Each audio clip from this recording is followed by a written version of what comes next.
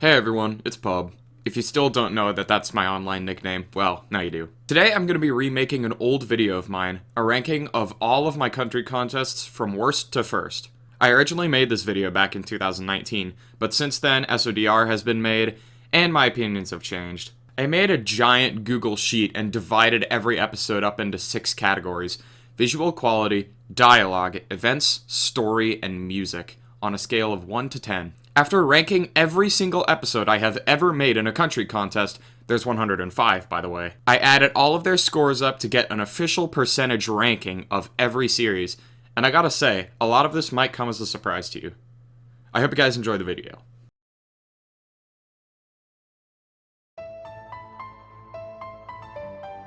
Holy mother of God, am I glad I ended this series prematurely. I know that in the Soil of Destruction is Cancelled video that I said that this was totally the community's fault, the people who actually controlled the countries.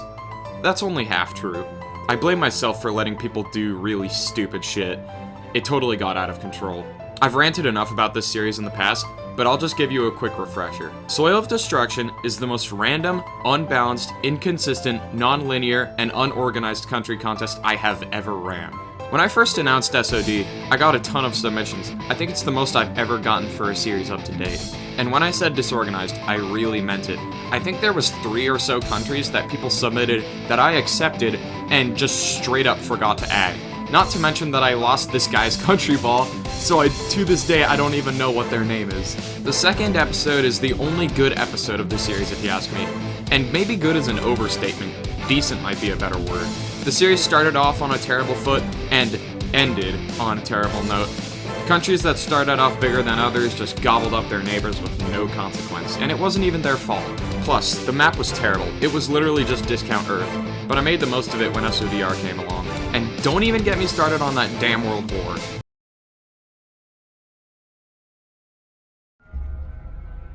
Oh, TSL3, if you were a person, 14-year-old me would have picked you up and strangled you. Being completely honest, TSL3 isn't a war crime of a series. Don't get me wrong, it's definitely bad, but is that The Last Airbender?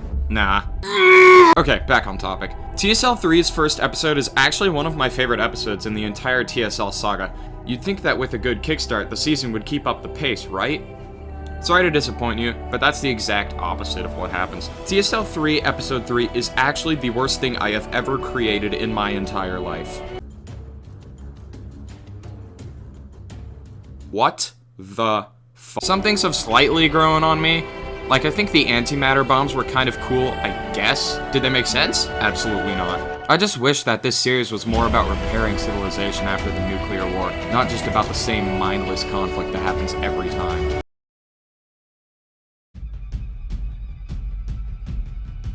TSL 1 is interesting, to say the least. I think I had the right idea for this season, and I absolutely love the map, but the biggest issues for me is the dialogue, visuals, and just how things happen that don't really lead to anything. The first 2 I can excuse.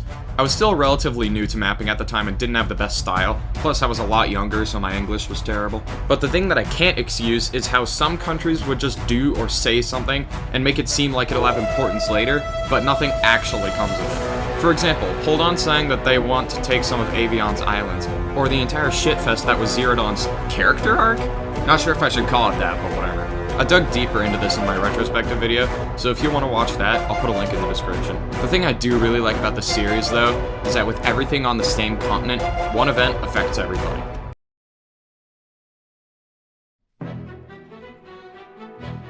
Despite that TSL 4 is only number 8 on this list, I think I have the biggest personal bias against it, despite that I actually have a poster of it on my wall.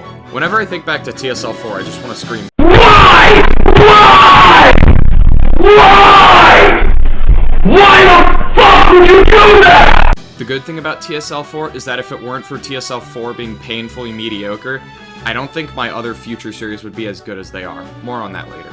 The prologue made the Order seem like a really intimidating and strong force to be reckoned with, which is what they were supposed to be, but when you actually watch the series and this great rebellion, the Order sucks. The last 2 episodes with the animations were pretty good, but the rest of this is just painful. It's so painfully mediocre and not exciting at all. You know every time a war happens, the Order is just gonna lose their stuff. It's the most predictable and the most mediocre.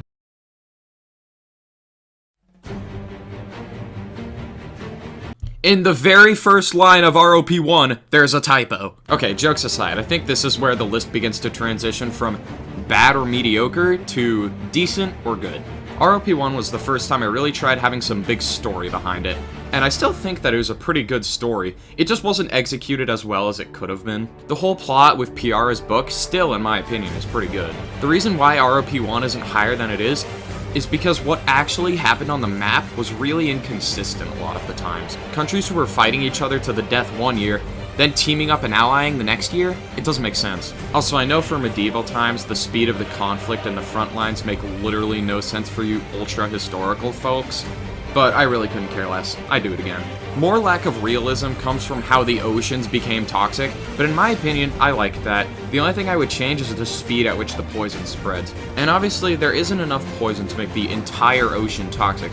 But you know what? It doesn't have to be realistic, it just has to make sense. What I mean by that is if there are some elements that aren't realistic, that's fine. They just have to make sense in the context of what's going on.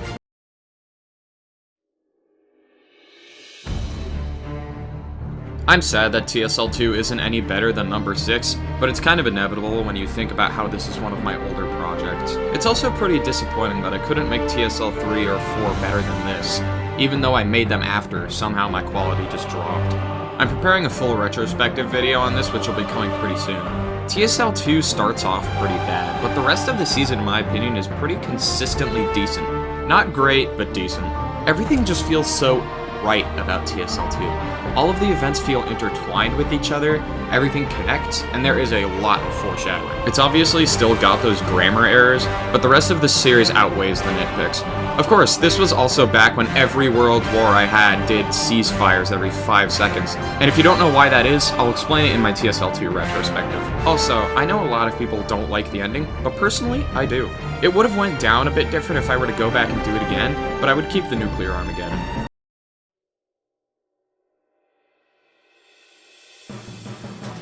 If this list was just up to personal opinion, I would rank TSL2 higher than POC1, but facts speak for themselves. POC1 is everything that you would ask out of a mapping series. Nothing more, nothing less. But what makes me not like this one is exactly that. It's nothing more. It's just wars, alliances, and that's it. If that's your style, then sure, this series is for you. It just wasn't for me. This is still pretty good though. It was the first time I used a map with geographical features, and all of the wars felt important. The World War was cool, but the ending was still kinda stupid. Yes, the Defense Pact should have won, but the way it happened was quite honestly ridiculous. It's like something out of an anime, where the protagonist is 1 microsecond away from dying, but magically has a surge of energy and defeats the bad guys. Dang, now that I'm writing this script, I really wonder how this got up to number 5.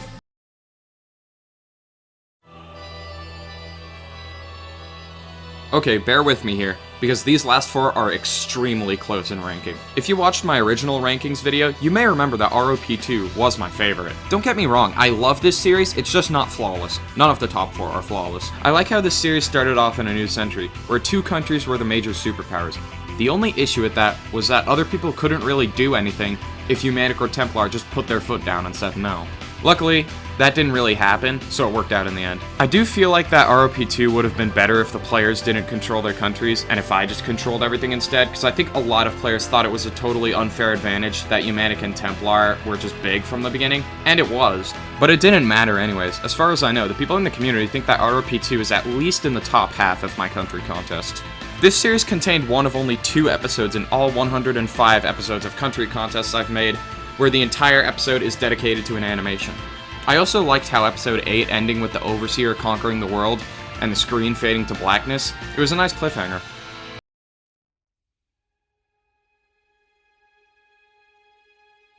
No, you did not read that wrong. ROP2 and SODR are literally 0.01% away from each other. I didn't intend for that at all. It just happened when I was adding up all of the episodes. They're just that close. SODR was the last country contest I made, and I think it was a nice way to end it. A lot of SODR focuses on story and animation, rather than the map, and the two don't really intertwine until the final quarter of the series.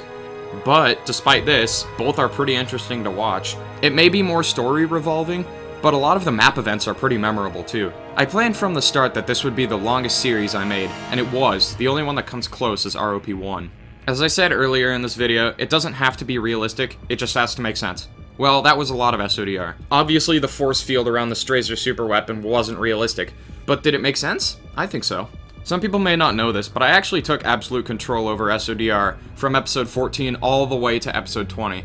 The entire final quarter of the series was under my control. That's why the former enemies of World War III teamed up against Azrael and their allies. I know for sure that wouldn't have happened if I let the players control their countries. I didn't really like to see a whole squad of countries just get beaten down on the ground for the rest of the series, so that's why I had that happen. The wars were pretty entertaining to watch all around. As for the story, well, if you put Halo 4 and Breaking Bad in a blender, you get SODR. I also did really like that I had the ending as a throwback to ROP, just to kind of have everything come full circle, and it was pretty well received by the community.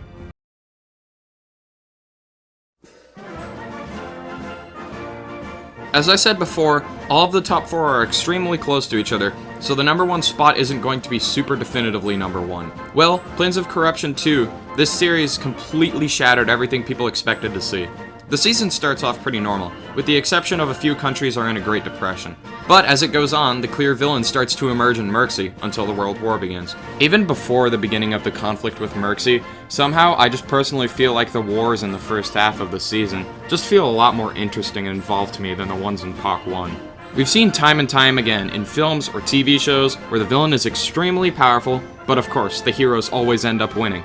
That's what makes PoC 2 so great in my mind, is just how it doesn't do that. The villain legitimately wins. The war is so intense, both sides are fighting their hearts out, but in the back of your mind, you're just waiting for the comeback. When's the comeback? When's the comeback? But it doesn't happen. There is no comeback. Merxie and their allies are too strong.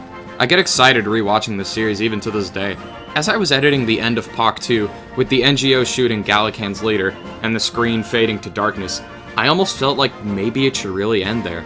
Before the war even started, I knew there would be a PoC 3, but it almost felt so right to just end it here. Should I have ended it like that? I don't know. I don't think I ever will now.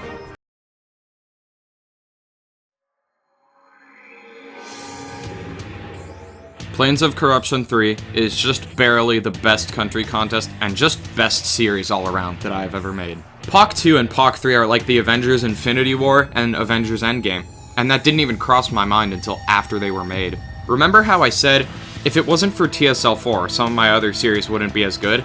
Well, that's exactly what I mean. Merxie is what the order always should have been. Yes, the good guys do win in PoC 3, but even down to the last episode, Merxie is still fighting hard and scoring victories, not just getting pushed back at every turn. They were strong. I remember when I was live streaming the final episode to the players in Discord, that a lot of them genuinely thought Merxie was going to make a comeback and win the war, and I was really happy to hear that. It felt like I'd finally made a series where the outcome was unpredictable until the very last minute.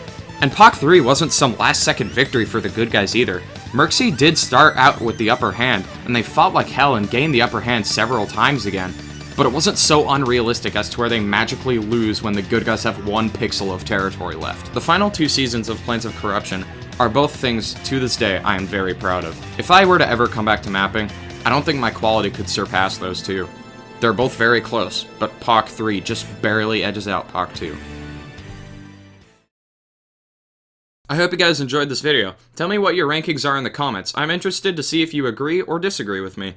That's it for today. My TSL 2 retrospective will come sometime in the month of March, so if you're interested, make sure to subscribe. Okay, I gotta go to the bathroom. Bye, guys.